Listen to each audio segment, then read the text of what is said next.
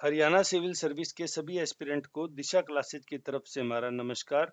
तो हरियाणा के माननीय मुख्यमंत्री जो वित्त मंत्री भी हैं मनोहर लाल खट्टर जी ने आज 2023-24 का बजट पेश किया। ये वीडियो पूरा बजट हम 5 से 6 क्लासेज में कंप्लीट कर लेंगे, क्योंकि ज़्यादा लंबा होने पे ना इकोनॉमिक डाटा बोरिंग हो जाते हैं। 8302800006 पे हमने व्हाट्सएप ग्रुप बना रखा है, जिस पे आपको अगर एचसीएस से रिलेटेड कुछ भी जानकारी चाहिए हो तो आप वहां से पूछ सकते हैं। दूसरा, जो मैंने हाईलाइट किए हैं वो सारे डाटा हैं, वो मैं आपको वहां शेयर कर दूंगा। तो आइए शुरू करते हैं इसको बिना समय वेस्ट किए हुए। 2023-24 बजट भाषण के अभी प्रमुख अंश की मैं बात कर रहा हूँ। माननीय मुख्यमंत्री जी का इस कार्यकाल का ये लगातार चौथा बजट है, और अमृतकाल जो मोदी जी का प्रोजेक्ट है उसका ये पहला बजट ये पेश कर रहे हैं। एक ये महत्वपूर्ण बात आ गई। दूसरी महत्वपूर्ण बात उन्होंने मेंशन की कि जो भारत की जीडीपी है, सकल घरेलू उत्पाद, ग्रोस डोमेस्टिक प्रोडक्शन है, जो प्रोडक्ट है, उसमें 3.86% योगदान है हरियाणा का हो गया है, जो काफी गर्व की बात है।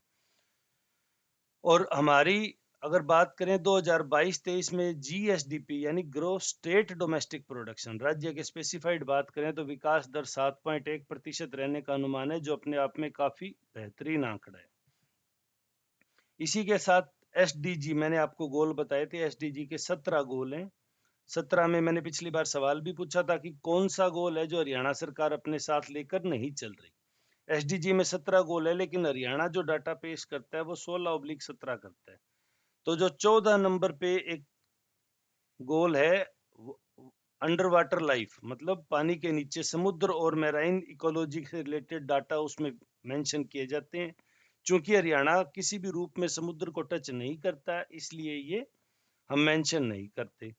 तो एसडीजी का विजन है वो 2030 तक के लिए गोल निर्धारित करता है। उसके बाद एक बात आती है, मुख्यमंत्री जी ने एक शब्द का उल्लेख किया जो मुख्य परीक्षा की आंसर राइटिंग के लिए काम का होगा। भी हमारी परिकल्पना हरियाणा को संघीय भारत में एक जीवंत, गतिशील और पुनरुत्थानशील इकाई के रूप में। अब कुछ बच्चे कह रहे हैं इंग्लिश में भी एक्सप्लेन कर दें।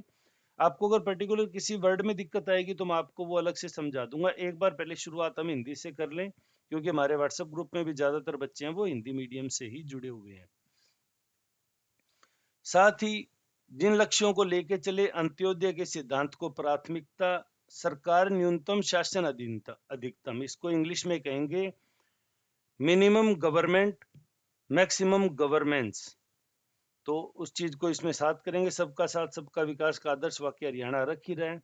फिर पिछले बजट की जो बात की माननीय मुख्यमंत्री जी ने, उसमें मुख्यमंत्री जी ने पिछली बार जो वज्र मॉडल था, मैंने आपको पिछली बजट समीक्षा में भी पढ़ाया था, हरियाणा का जो विकास का मॉडल था वो वज्र मॉडल था। उसके जो पांचों घटक थे वो भी आपको बताए थे। अब इसमें देखते हैं आगे क्या क्या पूछा। कौटिल्य जी की अर्थशास्त्र जो किताब है उससे एक वाक्य को उद्धृत किया इन्होंने। उसमें जो था कि जो प्राप्त न हो उसे प्राप्त करना, जो प्राप्त हो गया हो उसे संरक्षित करना, और जो संरक्षित हो गया उसे समानता के आधार पर बांटना। लब्ध लाभार्थ लब्ध परिरक्षणी रक्षित विवर्धिनी वर्धस्य तीर्थो प्रतिपादिनी च। तो यानी ये कहां से लिया गया वाक्य है, ये सवाल बन सकता है। तो ये कौटिल्य जी के अर्थशास्त्र से लिया गया है। उसके बाद बात करेंगे हम 2014-15 जब पहली बार मुख्यमंत्री बने थे तब से लेके 22-23 तक दो मूल्य होते हैं, एक प्रचलित मूल्य, एक स्थिर मूल्य। प्रचलित मूल्य उसी वर्ष का होता है और स्थिर मूल्य है वो आधार वर्ष होता है उसका।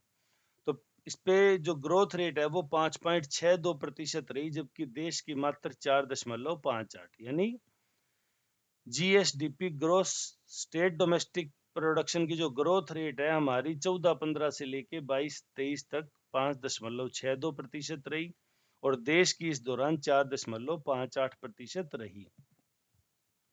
जो देश का जीडीपी है, सकल घरेलू उत्पाद में हरियाणा की हिस्सेदारी 2014-15 में जब मनोहर लाल खट्टर जी मुख्यमंत्री बने या बीजेपी की सरकार आई तो 3.52% था, वो अब 3.86% हो गया। यानी ये स्टेट है वो अच्छे स्टेटों में काउंट होगा इकोनॉमिक ग्रोथ के पर्सपेक्टिव में।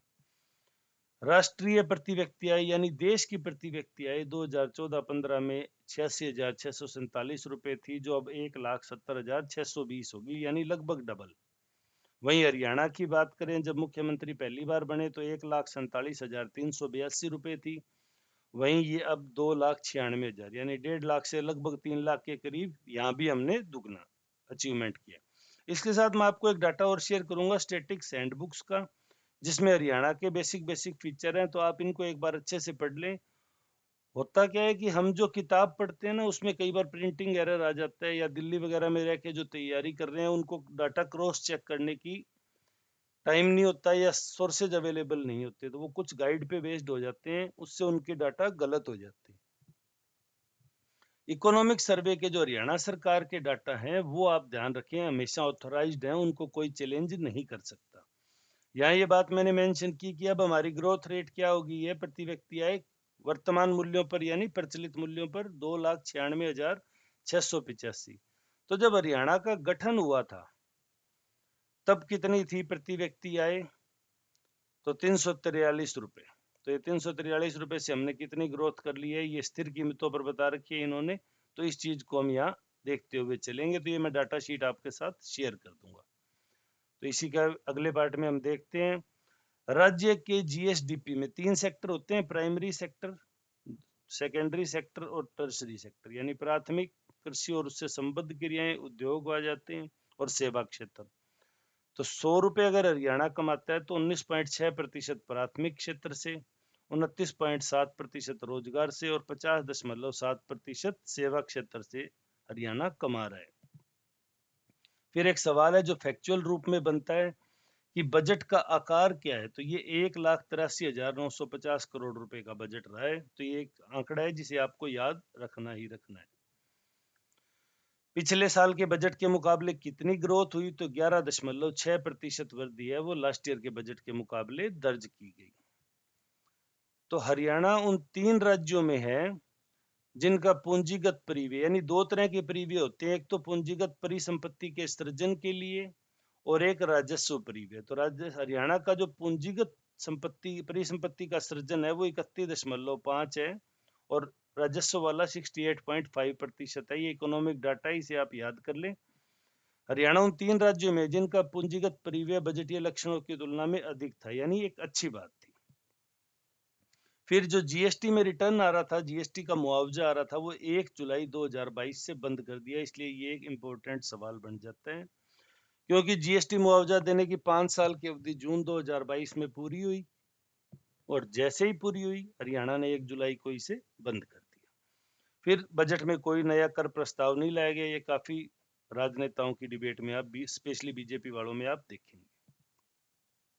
फिर जो राजस्व प्राप्तियां हैं उसमें कर राजस्व प्राप्ति और गैर कर राजस्व 2 प्रकार की प्राप्तियां हैं। तो कर राजस्व प्राप्तियों में कौन कौन आता है? जीएसटी, वैट, आबकारी और स्टाम्प शुल्क, ये प्रमुख स्रोत माने जाते हैं। गैर कर राजस्व में भी आपको बताएंगे आगे, इसको जैसे जैसे इसमें आगे बढ़ते जाएंगे। ये एसडीजी का मतलब है सस्टेनेबल डेवलपमेंट गोल, जो 2030 का लक्ष्य लेके चलाए गए हैं। याद रखें हरियाणा 14 नंबर एसडीजी को फॉलो नहीं करता, क्योंकि वो लाइफ बिलो वाटर से जुड़ा हुआ है, और लाइफ बिलो वाटर हरियाणा में है नहीं, क्योंकि हमारा समुद्री या मैरी हमारा सरफेस नहीं है। फिर अगला जो राजकोषीय मानक की बात करूं, तो हमारा राजकोषीय घाटा 2022-23 में 3.29% रहा, जो कि जीएसडीपी के जो टारगेट था 3.5 उसकी सीमा के अंदर ही है। इसलिए ये एक अच्छी बात रही, जिसको मुख्यमंत्री जी ने अपनी प्रशंसा के रूप में बताया। 2023-24 के लिए हमने 2.96 प्रस्ताव पास किए, जो भी निर्धारित सीमा के अंदर ही है। फिर आप अभी मैं यहाँ ज्यादा डिटेल नहीं करूंगा कि राजकोषीय घाटा क्या होता है, राजस्व घाटा क्या होता है, इसका जो देश ने जो राज्यों के लिए डाटा तैयार किया है वो लक्ष्य क्या है, स्टेट ने कितना किया, अभी आप फैक्चुअल रूप में आप इनको याद कीजिए। वहीं सकल ऋण स्टॉक, मतलब सरकार के पास जो कमाई और उसके ऊपर उन्होंने ऋण कितना ले रखा है, वो हमारा 25.78% है। तो 33.3% की सीमा देश ने डिसाइड की थी, भाई इतना तक हो तो राज्य की इकोनॉमी को खतरा नहीं है, लेकिन हम तो उससे काफी अच्छे चल रहे हैं। वहीं 23-24 में हमने इसको और कम करके 25.45% प्रक्षेपित किया है, यानी टारगेटेड किया है, जबकि 33.1 देश ने निर्धारित किया। तो हरियाणा अभी भी ये कह रहा है कि हम इकोनॉमी में अच्छा परफॉर्म करेंगे। साथ ही हरियाणा ने एक प्रस्ताव पारित किया है कि 2022-23 में जो लाभ में चल रहे हैं गवर्नमेंट के उपक्रम सार्वजनिक क्षेत्र के, वो अपने लाभ का 25%, कमाई का नहीं, लाभ का 25% राज्य सरकार को देंगे ताकि गरीबों के कल्याण की योजना चला सके। तो ऑप्शन आ सकता है कितने परसेंट देंगे, या 4 लाइनों में पूछे तो इस लाइन को मेंशन किया जा सकता है। फिर मौजूदा बीमा योजनाओं को इकट्ठा करने की, एक मानकीकृत सुनिश्चित करने की, सरल बनाने के लिए हरियाणा परिवार सुरक्षा न्यास एक गवर्नेंस बॉडी बनाई है, जो क्या है, जो जितनी भी बीमा योजनाएं चल रही है, चाहे केंद्र सरकार की हो चाहे राज्य सरकार की, उनको आपस में जोड़ के सबको बीमे की राशि मिले, इस संदर्भ में न्याय करेगा। जैसे उच्च जोखिम वाले क्षेत्रों में जो ग्रुप सीओडी के एम्प्लॉइज काम करते हैं और सफाई कर्मचारी काम करते हैं, उनके लिए हरियाणा कर्मचारी दुर्घटना बीमा योजना है।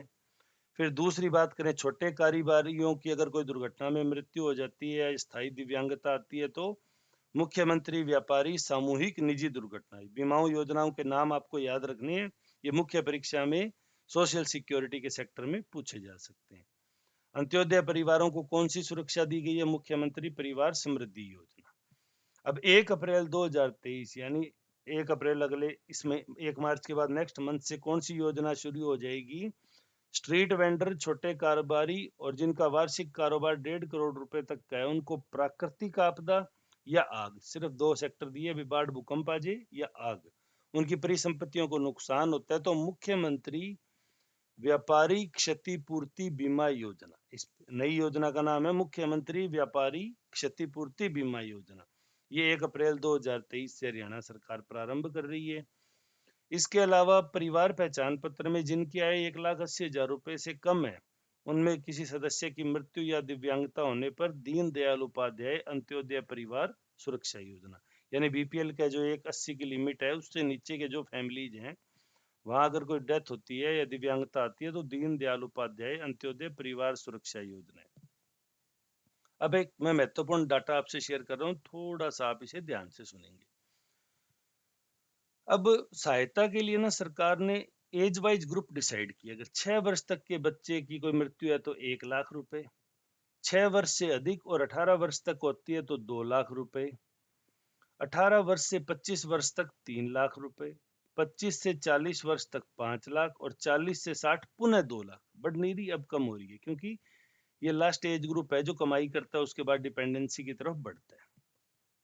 इसमें एक बात, खास बात है कि प्रधानमंत्री जीवन ज्योति बीमा योजना है ना, मोदी जी ने 2 योजनाएं की थी, 2 रुपए जिसका प्रीमियम था और 330 रुपए जिसका प्रीमियम था। तो उसमें प्रधानमंत्री जीवन ज्योति बीमा योजना है, उसके 2 लाख रुपए की राशि भी इन्हीं 18 से 40 वालों में शामिल कर दी, जब ये 5 लाख रुपए तक पहुंचा दी। यानी अगर डेथ हुई 18 से 40 वाले की, तो जो उसको 5 लाख रुपए मिलेंगे, उसमें ये 2 लाख रुपए भी शामिल होंगे। तो ये ध्यान रखें थोड़ा सा। इसके अलावा इंटरनल ऑडिट करने का सरकार ने जोर दिया। अभी कहते हैं ना, डिपार्टमेंट लाभ में नहीं जा रहे, तो आंतरिक लेखा परीक्षा यानी इंटरनल ऑडिट, थोड़ा मैं इंग्लिश भी मेंशन कर दूं, इसके लिए हरियाणा सार्वजनिक वित्त जवाबदेही अधिनियम 2019 को अधिसूचित किया है, यानी सरकारी क्षेत्रों में जवाबदेही बढ़ाने के लिए। इसके लिए क्या है, राज्य लेखा परीक्षा यानी स्टेट ऑडिट विभाग बनाने का प्रस्ताव करता हूं, जो फेसलेस मोड पे काम करेगा। मतलब आप इसमें कह नहीं सकते कि ऑडिट कौन करेगा, कौन अधिकारी करेगा।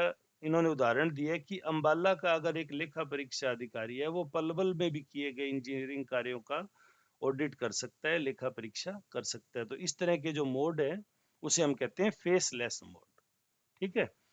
अब आते हैं डीबीटी यानी डायरेक्ट बेनिफिट ट्रांसफर। मैं ज्यादा पेज नहीं, बस ये एक पेज और मेंशन करूंगा, फिर अगले वीडियो में आपको बताऊंगा। तो डीबीटी यानी डायरेक्ट बेनिफिट ट्रांसफर। तो हरियाणा में डीबीटी कब से पोर्टल प्रारंभ हुआ? सितंबर 2017 से। डीबीटी पर कितनी योजनाएं ऑन बोर्ड है? 142, जिनमें 58 सेंट्रल गवर्नमेंट की और 84 है वो स्टेट गवर्नमेंट की। अब एक और इम्पोर्टेंट और इंटरेस्टिंग फैक्टर है कि नागरिकों की देखभाल करना सरकार की जिम्मेदारी है। उसके लिए सरकार ने ग्रुप डिवाइड कर दिया, यानी 6 वर्ष तक के जो बच्चे हैं, उनकी जो देखभाल की जिम्मेदारी है वो महिला और बाल विकास विभाग को। 6 वर्ष तक है उनकी, महिला और बाल विकास विभाग को। 6 वर्ष से अधिक और 18 वर्ष तक के उनको स्कूल शिक्षा विभाग। 18 से 25 वर्ष वालों को उच्च शिक्षा विभाग। 25 वर्ष से 40 वर्ष तक वालों को युवा अधिकारिता एवं उद्यमिता विभाग, और फिर इसके बाद 40 से 60 वर्ष तक की जो आयु है उनकी देखभाल कौन करेगा? राजस्व और आपदा प्रबंधन विभाग। तो ये आप इसको थोड़ा सा ध्यान रखें। और 60 वर्ष से अधिक जो सीनियर सिटीजन हो जाएंगे उनकी देखभाल करेगा सेवा विभाग। तो ये सभी विभागों को जनता की देखभाल करने के लिए एज ग्रुप के हिसाब से काम बांट दिए और उम्मीद की है कि वो एक अच्छा काम करेंगे। अब आते हैं एग्रीकल्चर पे, जो नेक्स्ट वीडियो में हम आपको बताएंगे। तो आपको वीडियो कैसा लगा? आपकी कोई क्वेरीज या कोई सवाल है तो आप हमसे पूछ सकते हैं, हम आपको बताने की पूरी कोशिश करेंगे। वीडियो में अंत तक जुड़े रहने के लिए धन्यवाद। आपका दिन शुभ हो।